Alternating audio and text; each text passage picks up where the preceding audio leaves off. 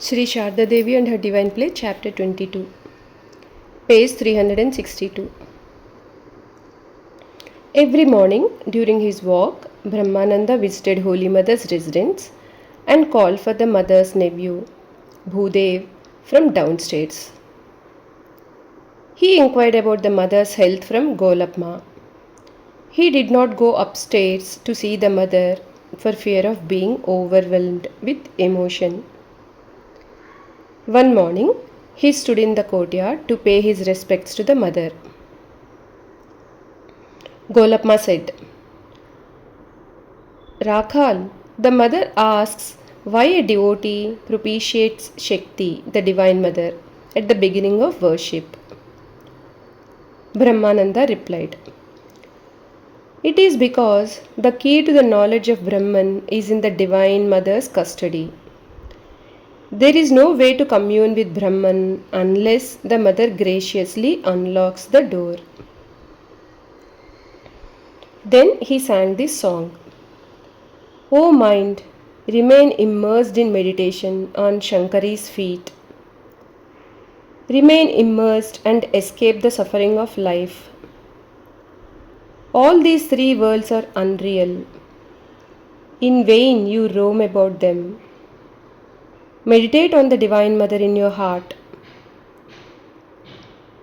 Kamalakanta says, Sing the Mother's glory and the world will become a river of bliss. Paddle slowly in it. While singing, he danced in ecstasy and finally he rushed out of the house joyfully. The mother, who was watching from the veranda of the second floor, was delighted to see his fervor and his dancing. M and a couple of devotees also witnessed this event. Visit to Sarnath.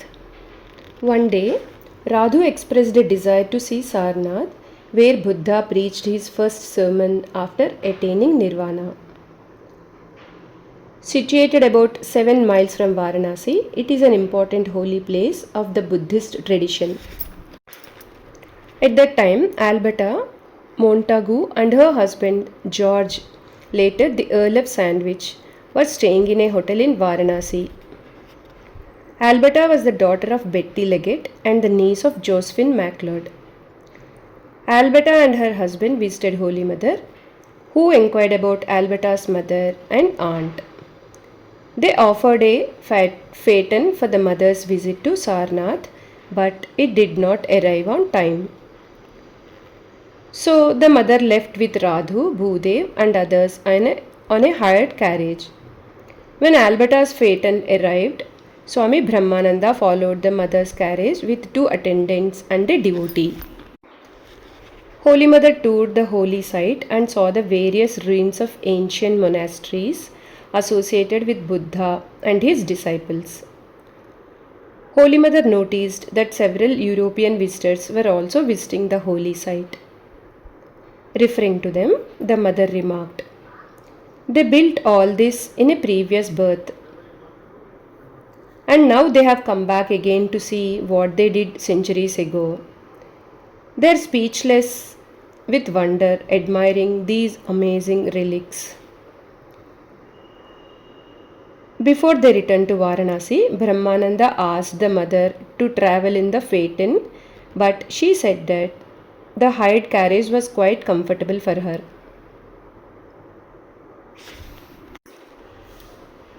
The Swami insisted, however, so Holy Mother and her party rode in the phaeton while Swami Brahmananda and his companions took the hired carriage.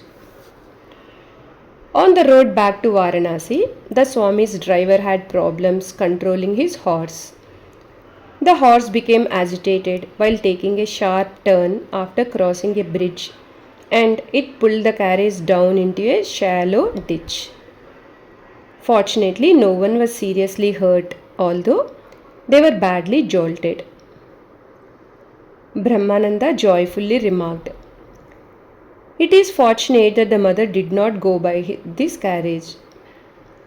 When the mother heard about Brahmananda's accident, she said, I was fated for this mishap, but Rakhal, by force as it were, took it on his own shoulders. I had several children with me. Who knows what would have happened to them?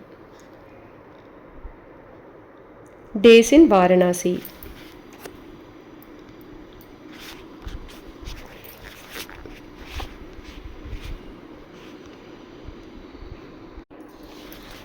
One day, Brahmananda asked his attendant Shankarananda to prepare some vegetable chops, fried vegetable patties for the mother.